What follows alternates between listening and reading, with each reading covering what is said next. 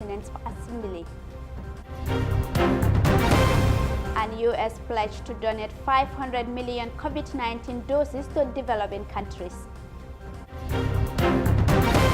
Elsewhere, Albinos in Nigeria call for an end to stigmatization and discrimination. These and more coming on the news text.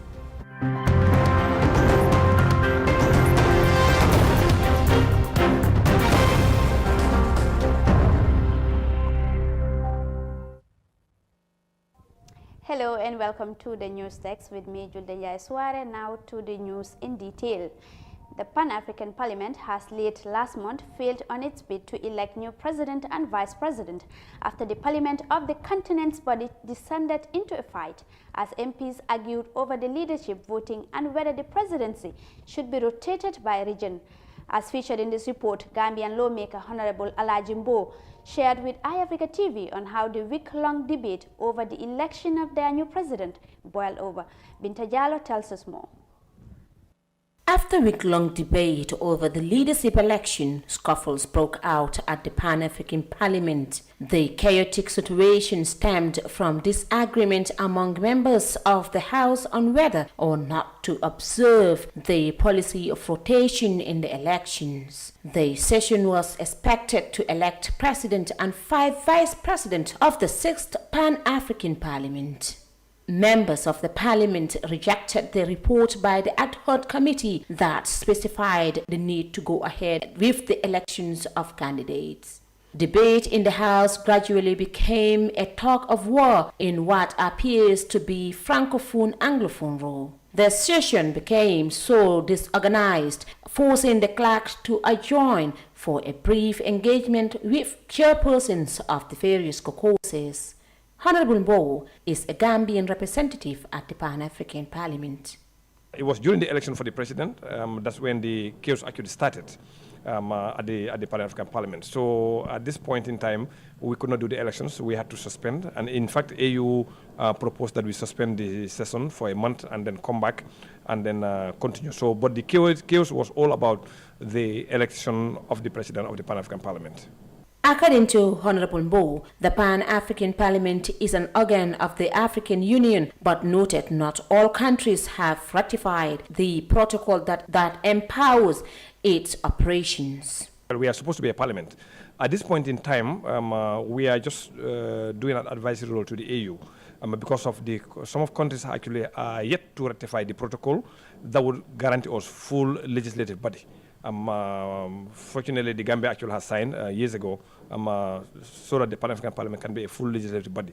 So at this stage, we have only 16 countries actually have signed, and we need about almost 12 more countries to sign the protocol, then it becomes effective. Now, this geographical rotation is actually contained in this protocol. So the protocol is not yet ratified because we have countries that are yet to sign the protocol and ratify in Parliament.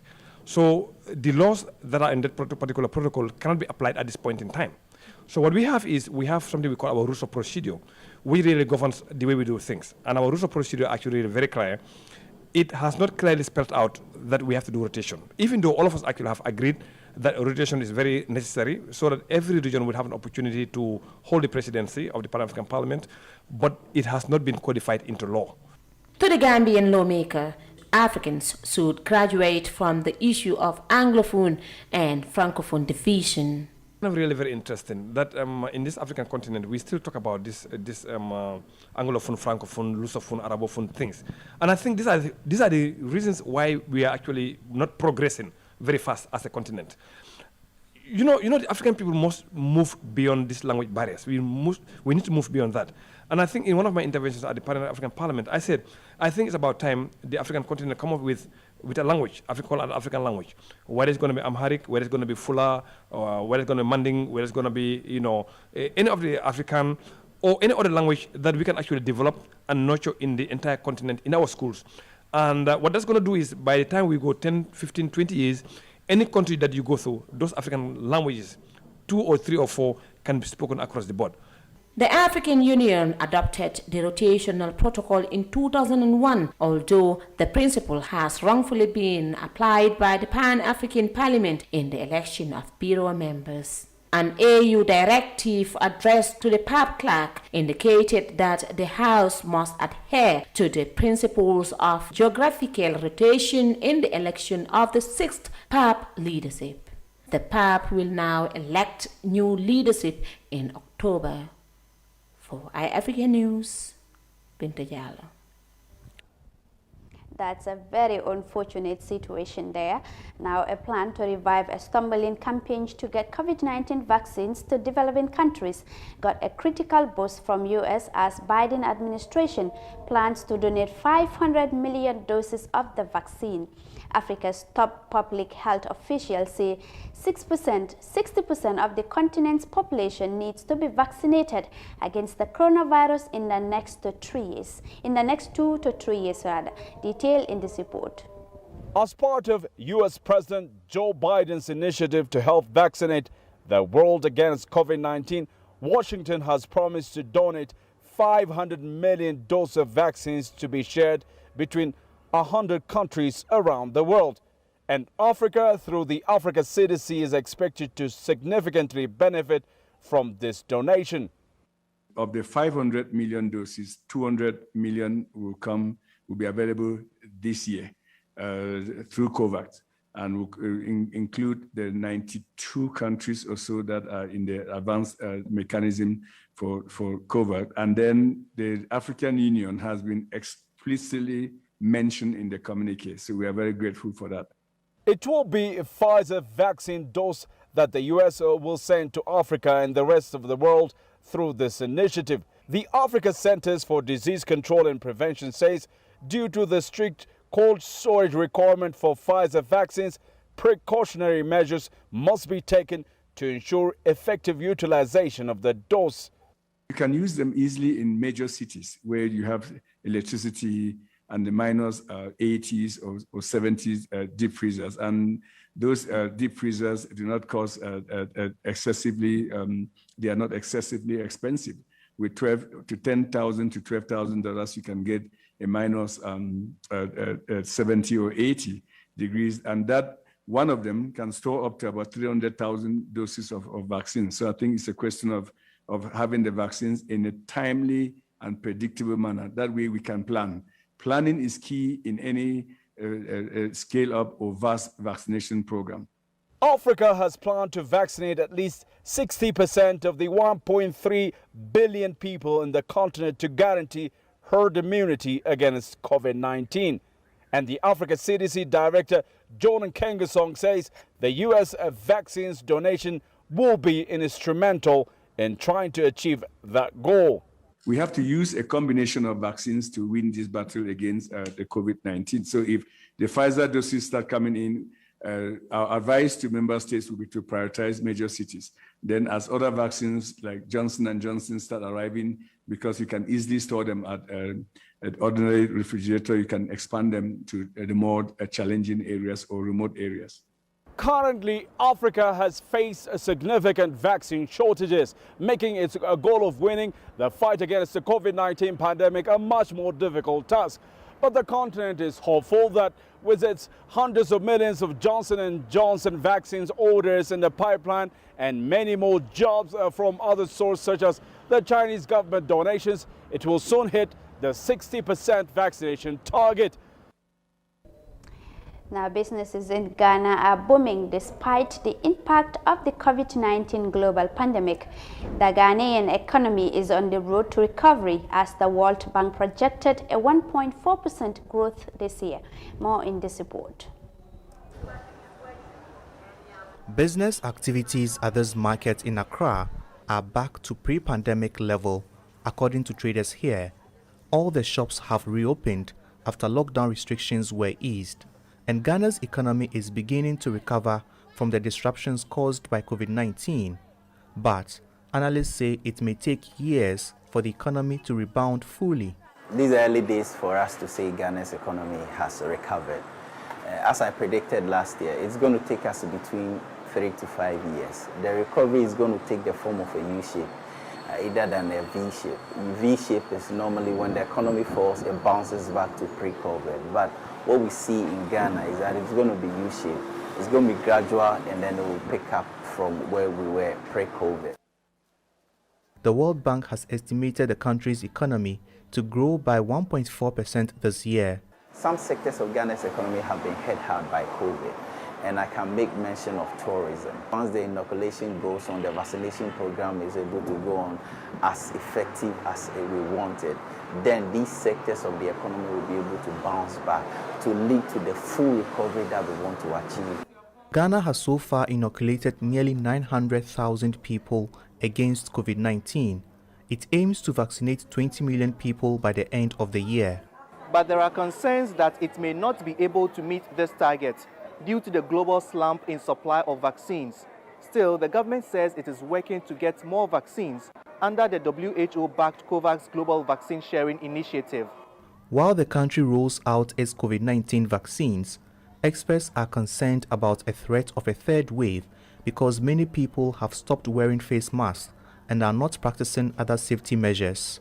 We have to balance the economic, social aspect with health. I understand that. And so the easy and the other thing had to be done one way or the other. But systems were supposed to have been in place, and that, unfortunately, are not being followed. Analysts say the success of a vaccine rollout could help boost the economy. They want the government to step up efforts towards acquiring more COVID-19 vaccines to inoculate its people. Now, the Ghanaian economy sees a steady recovery despite the effects of the COVID-19 global pandemic. Congratulations to Ghana. Now, dozens of West African migrants, including Sierra Leoneans and Gambian, were captured by the Gambia Immigration Department along the sea in the Kombo South on Wednesday. The captive alleged their trafficker, who is said to be in police custody, might have collaborated with the immigration officers to rob them of money with hope of making it through the back way to Europe. Our reporter Binta Jallo was on the ground and she engaged some of the migrants and she filed in this report. At least 37 migrants, including 3 women, were intercepted by the Gambian coastal forces in Tanje along the river Gambia. The arrest followed security intelligence about the migrants ventured on a perilous journey towards the high sea to maybe Spain in Europe. According to officials, 9 people were captured in Tanje and 28 people in Gunjur, including 6 minors from the Gambia.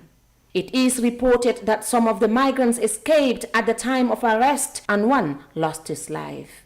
Frustrated with the failed journey to the west, some of the migrants allege that their trafficker, identified as Lamin, might have connived with some of the immigration officers in Tanje. I have this interview, especially this traveling, right? I've called by someone that told me that we have a program to go to Spain, right? So like they called me, I met with this guy who is Lamin, Mr. Lamin.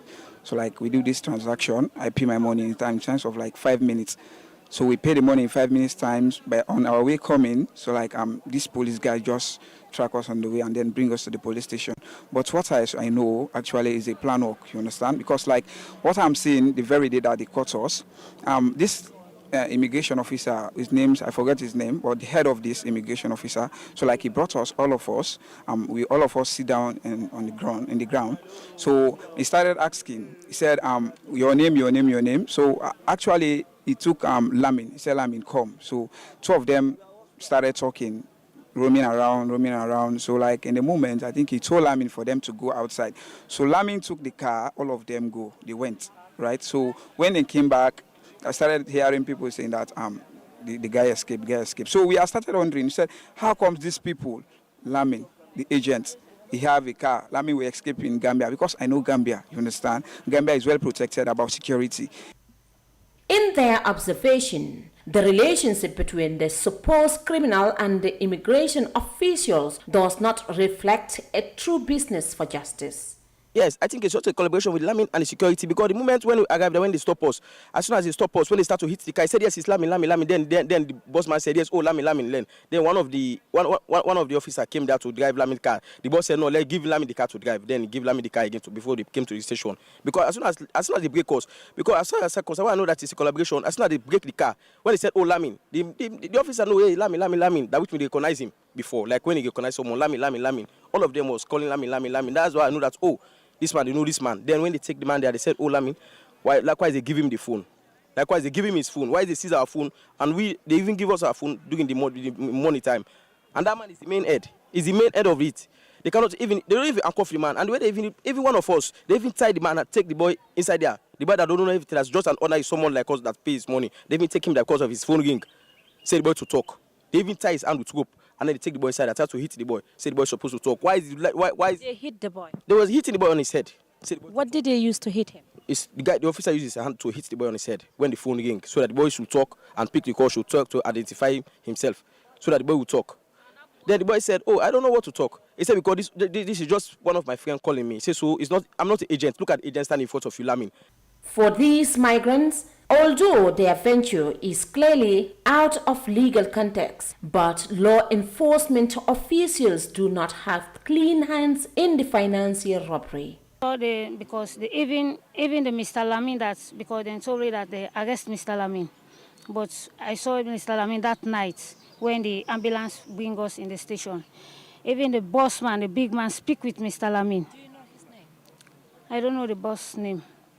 He speak with Mr. Lamin, and because I sit in the front seat, I even call him and ask him, this is not Mr. Lamin. And just say, no, forget about Lamin. So then bring us in the station. After then, we sit here, we stay here for 2 days now. Today we asked for our money to Mr. Sute. Then the boss told me that this is a gamble. This is a gamble. We are not going to harass Mr. Lamin because of this is a gamble. I said, why you people said something like that? Because we are not loading the boat yet. So we need our money. He said, you don't have any money to give us. We said, but some of us, we use all our money. Who said they don't have any money to give you? The officer or Sute or Mr. Lamin? The officer, the boss. The frustration of the youth, you could see them on their faces. They're really frustrated and they're talking a lot and making so many allegations towards the officers. And of course, they made certain allegations of, thinking that they have been bribed by this man and in order for him to escape. But to be honest, these are all allegations and we are yet to establish the truth. When contacted, spokesperson of the Gambia Immigration Department said the matter is still under investigation and until the end, no comment would be authoritative. For iAfrica News, Binta Yalo. We will now take a short break. Still to come, it's more local and international news. Do stay tuned. The pride we take in our brand, the work we put in to constantly change the landscape and elevate real estate in the Gambia, it's compared to none. From inception, our goal was to add value to the beautiful Gambian landscape. That's why we are proud innovators of community estates. Kololi Sands is an exceptional piece of work, tailored for ultimate convenience and luxury, to bring you an element of finesse that is rare but unique in its own. This is also our pride and joy, and we welcome you to the exquisite beauty right here in Kololi and right here on the waterfront. Kololi Sands, feel the ocean breeze at your doorstep.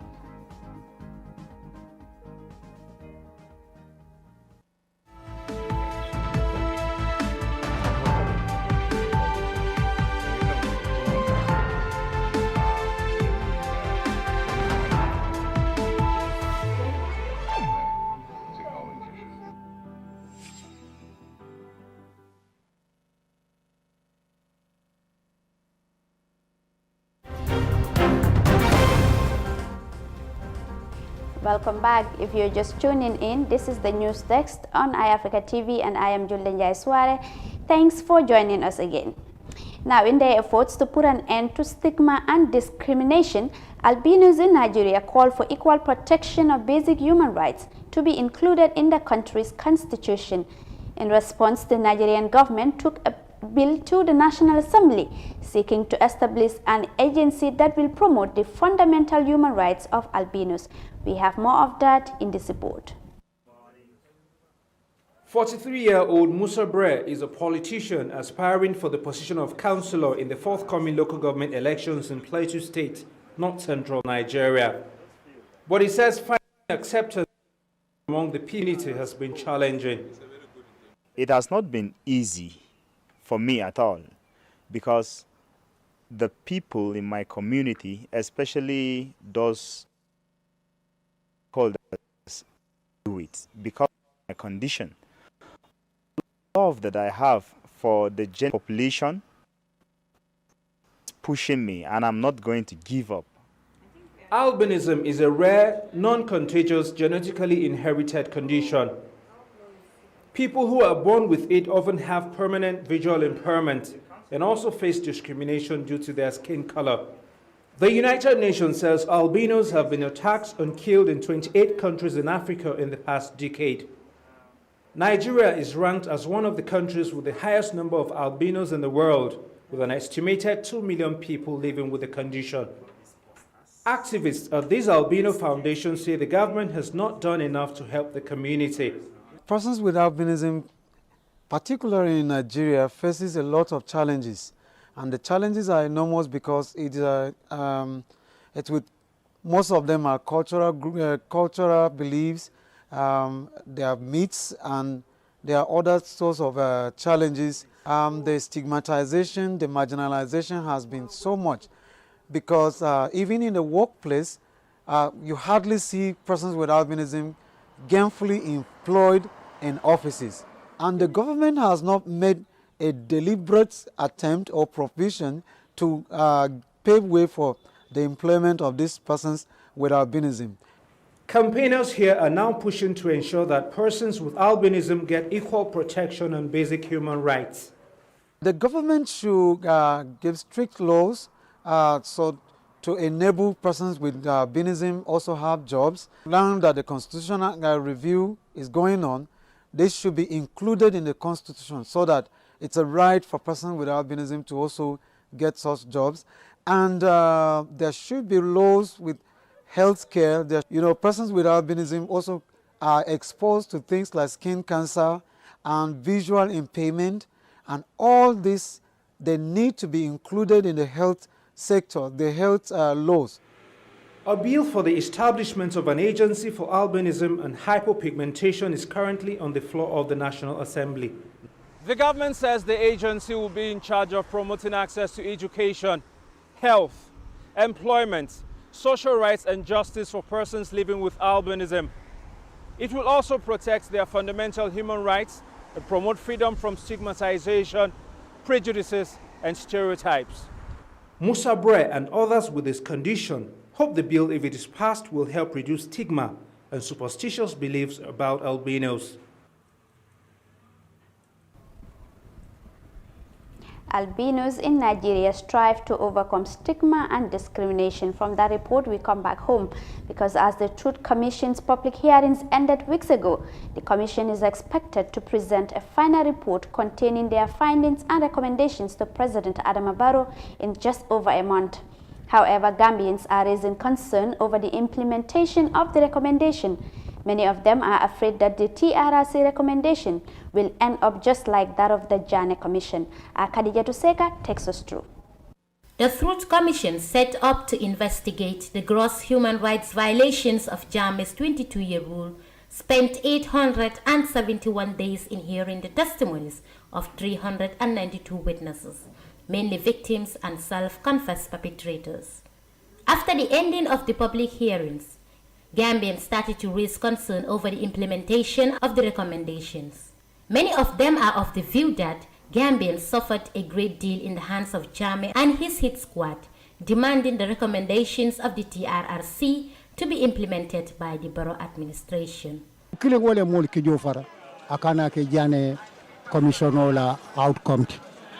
There is one thing that scared us. We don't want the outcome of the TRC to follow the footsteps of the Janneh Commission. The outcome of the Janneh Commission did not satisfy the people because of the recommendations were given to Barrow and it was never implemented. The same goes to the Faraba incident. The brutality which Yahya Jammeh and his soldiers committed should not go in vain. If the TRC submits its recommendations, Barrow should not put it aside.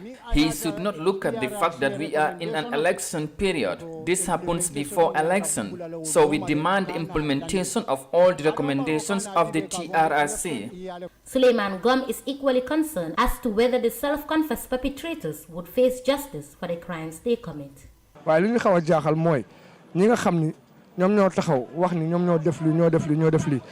opinion is we watch the TRC proceedings from the start to the end. What we are concerned about is what would be the penalty for the perpetrators who testified before the commission. What will happen to them in the future? That is the only thing we want to know. For Jammeh's critics, the evidence gathered from both Janneh Commission and Truth, Reconciliation and Reparations Commission are clear manifestations of his brutal reign. In his closing remarks, the chairman of the commission, Dr. Lamin J. Cisse, said the testimonies had brought pain and bewilderment to the Gambians.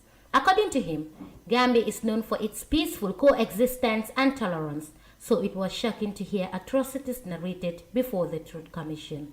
Khadijatu Seka, iAfrica News.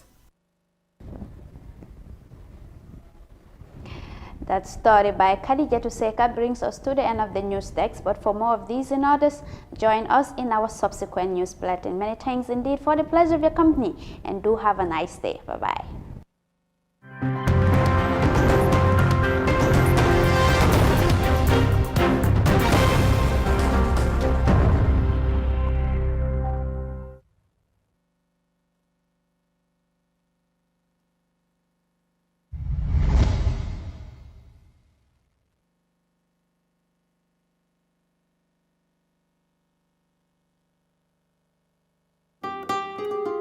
Following the announcement by the Independent Electoral Commission, the IEC, of the dates for the general voter registration scheduled from the 29th of May to 11th July 2021, the National Council for Civic Education, NCCE, reminds the public that voter registration is an integral part of the electoral process, as it is key to franchise as stated in Section 39 of the Constitution.